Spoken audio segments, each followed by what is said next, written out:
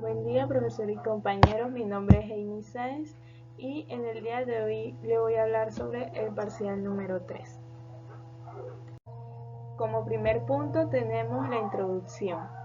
La ingeniería económica es un campo fundamental que implica la toma de decisiones estratégicas entre diversas alternativas que compiten por recursos financieros limitados. Estas decisiones, que a menudo tienen consecuencias a largo plazo, requieren un enfoque cuidadoso y una evaluación precisa de factores económicos y financieros. En las secciones siguientes exploraremos temas esenciales para la gestión de la incertidumbre en la ingeniería económica. La evaluación de la incertidumbre mediante la simulación con métodos de Monte Carlo será detalladamente abordada, proporcionando una visión integral de cómo esta técnica puede mejorar la toma de decisiones en entornos inciertos. Asimismo, se examinará el concepto de costo de capital ponderado, un elemento clave para la evaluación precisa de proyectos de inversión. Los modelos no compensatorios y la determinación de la vida económica de un activo nuevo o retador será otro punto central de nuestro análisis. Finalmente, nos sumergiremos en la estimación de los flujos de efectivo para un pequeño proyecto típico, aplicando los conceptos y herramientas discutidos a lo largo del capítulo. En conjunto, este enfoque integral nos permitirá adentrarnos en la complejidad de la toma de decisiones en ingeniería económica, brindando una perspectiva informada y estratégica para enfrentar la incertidumbre financiera. Evaluación de la incertidumbre mediante la simulación con métodos de Monte Carlo. El desarrollo moderno de las computadoras y el software correspondiente ha dado lugar a un aumento del uso de la simulación con métodos de Monte Carlo como herramienta de análisis de las incertidumbres de los proyectos. Para problemas difíciles, la simulación de Monte Carlo genera resultados aleatorios provenientes de factores probabilistas, de forma tal que se imita la aleatoriedad inherente al problema original. De esta manera, la solución de un problema muy complejo puede inferirse a partir de dichos resultados aleatorios. Para efectuar un estudio de simulación, el primer paso es construir un modelo analítico que presente la situación real de toma de decisiones. El segundo paso es desarrollar una distribución de probabilidad de cada factor de incertidumbre presente en el modelo. A partir de estos datos subjetivos o históricos, mediante la distribución de probabilidad de cada cifra con incertidumbre, se genera en forma aleatoria resultados muestrales de ellas. Y después de esto se utilizan para determinar el resultado de una salida del modelo. Al repetir muchas veces este proceso de muestreo se llega a una distribución de frecuencia de las salidas para una medida deseada, ya sea de valor actual o valor futuro. Luego, la distribución de frecuencia resultante puede emplearse para obtener conclusiones probabilistas acerca del problema original. Costo de capital promedio ponderado. El costo de capital promedio ponderado después de impuestos, o su sigla CCPP, para una empresa se determina una vez que se haya establecido el monto explícito del costo de cada componente, ya sea de deuda y propio, de la estructura de capital. En la sección siguiente entonces vamos a ver un cálculo para la Interstate Products Corporation. El caso de la Interstate Products Corporation, IPC. Determina su costo de capital promedio ponderado después de impuestos considerando los componentes individuales de su estructura de capital.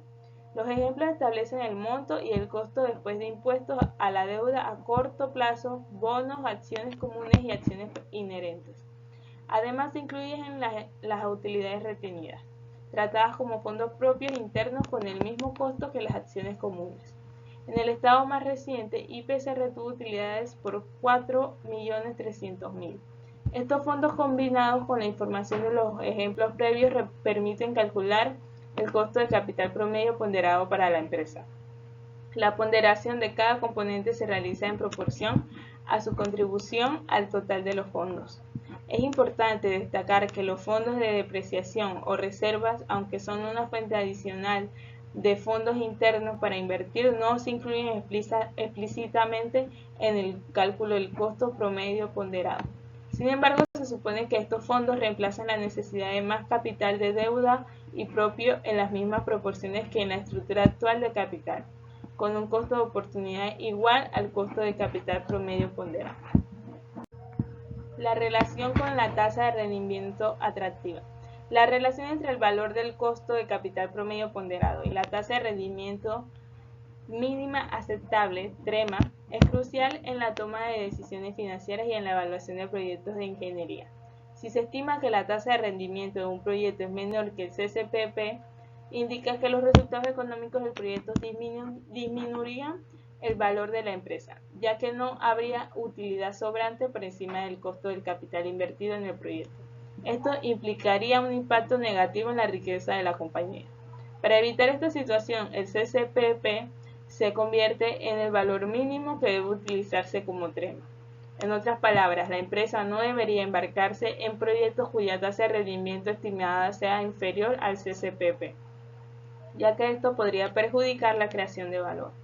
Por otro lado, si el valor actual de la TREMA que utiliza la empresa es mayor que el CCPP, por ejemplo, establecido mediante el enfoque del costo de oportunidad, entonces la mejor medición económica del valor actual equivalente que el proyecto agregaría a la empresa es el valor presente, calculado con una tasa de descuento igual al CCPP.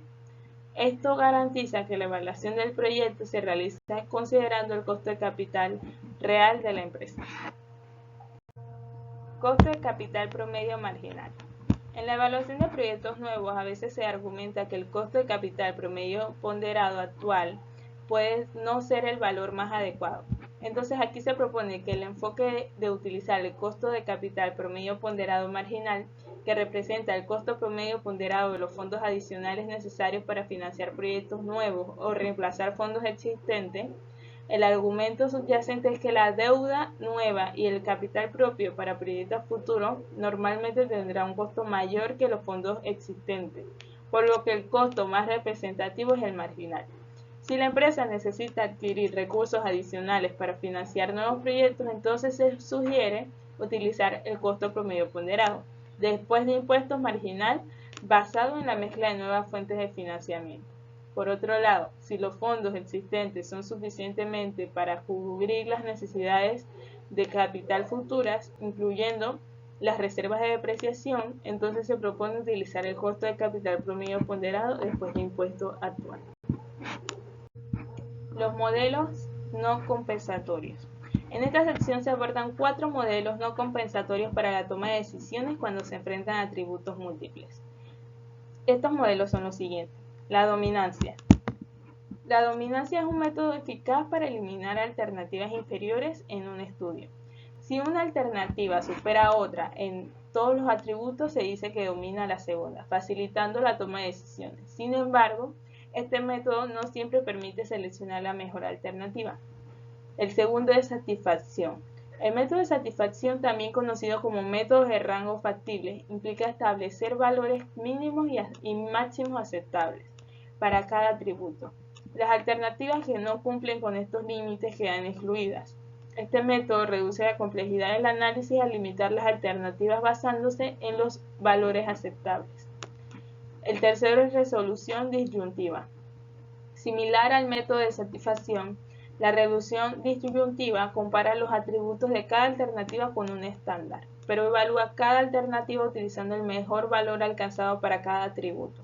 Si una alternativa tiene al menos un atributo que cumple o supera el estándar, se conserva, a diferencia de la satisfacción donde todos los atributos deben cumplir el estándar para continuar siendo considerados. El método disyuntivo es más flexible. Y por último, la lexicografía. La lexicografía es adecuada para situaciones donde un atributo se considera más importante que los demás. Se compara cada alternativa en función de este atributo, seleccionando el que tiene el valor más alto.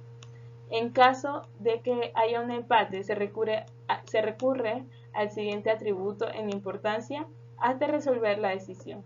Este método requiere especificar la importancia de cada atributo y no necesita que los atributos sean comparables, ya que procesa la información en las unidades de medida originales. Determinación de la vida económica de un activo nuevo, retador. A veces las vidas útiles de los activos defensor o retador no son conocidas ni pueden estimarse razonablemente. En estas situaciones es crucial determinar la vida económica. el KUE mínimo y los costos totales marginales año tras año, tanto del retador como del defensor. Esto permite compararlos en función de sus vidas económicas y los costos más favorables. Este método proporciona una herramienta valiosa para la toma de decisiones en situaciones donde no se conocen las vidas útiles de los activos, permitiendo una evaluación económica y comparativa. Estimación de los flujos de efectivo para un pequeño proyecto típico. Cuando se aborda un pequeño proyecto y es común en la práctica, se plantea la pregunta ¿hasta qué grado es aplicable el enfoque integrado cuando el proyecto no es grande ni complejo? Se destaca que este enfoque es aplicable independientemente del tamaño o la complejidad del proyecto, pero se pueden realizar ajustes para adaptarse a la situación específica.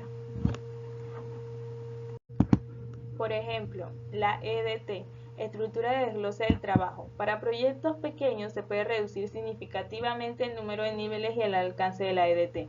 A veces es factible combinar la EDT con la estructura de costo de ingreso en una hoja de cálculo, simplificando el proceso. La clave es evaluar explícitamente este componente inicial para el proyecto específico. La estructura de costo de ingreso. En proyectos pequeños se puede reducir el número de categorías y elementos del costo de ingreso. No obstante, es crucial examinar en detalle este componente. Por ejemplo, incluso para proyectos pequeños, el número de elementos necesarios para los costos de operación y mantenimiento podría ser considerable. Por último, la técnica de estimación o modelos, que aunque la estimación de costo de ingresos futuros tiende a ser menos compleja en proyectos pequeños, aún se requieren las técnicas estudiadas en secciones pasadas. Como último punto tenemos la conclusión, que como conclusión número 1 podemos decir que el capítulo también destaca la importancia de realizar un número suficiente de simulaciones para obtener aproximaciones precisas y se presenta un ejemplo práctico para ilustrar este punto. Se concluye enfatizando que la simulación de Monte Carlo es una herramienta valiosa para estudiar la incertidumbre, pero la precisión está limitada por la calidad del modelo y las estimaciones de probabilidad utilizadas. Como punto 2 tenemos que, en resumen, la relación entre el CCPP y la TREMA es esencial para determinar si un proyecto generará valor para la empresa. El costo capital promedio ponderado establece un límite inferior para la TREMA y la elección de la tasa de descuento adecuada basada en el costo de capital real. Es fundamental para tomar decisiones informadas y evitar proyectos que podrían perjudicar la creación de valor. Como conclusión número 3 tenemos que los modelos multidimensionales o no compensatorios son más útiles para el sondeo inicial de las alternativas. En algunos casos se utilizan para hacer la selección final, pero por lo general esto supone un grado elevado de subjetividad. De los métodos que estudiamos, es probable que el de dominancia sea el menos selectivo, mientras que el de satisfacción tal vez sea el más selectivo.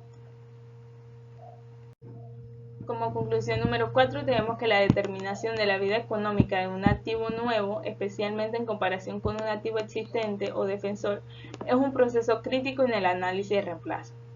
Esto determina la vida económica y implica un análisis cuidadoso de los costos, ingresos y flujos de efectivos asociados con un activo nuevo. Estos cálculos son detallados y la aplicación de métodos financieros son esenciales para la toma de decisiones informadas sobre el reemplazo de activos. Y por último, como punto 5, tenemos que la estructura del desglose del trabajo que vimos en esta última diapositiva, la estructura de costo, ingreso y las técnicas de estimación de modelos son 3 componentes básicos del enfoque integrado que siguen siendo esenciales para proyectos de cualquier tamaño. Sin embargo, para pequeños proyectos se reduce un poco el alcance y la base de datos requerida. A pesar de estas modificaciones, algunas partes fundamentales del enfoque, como definir la perspectiva del flujo de efectivo, establecer la línea base de estimación y determinar el periodo de análisis, no varían según el tamaño del proyecto. Gracias.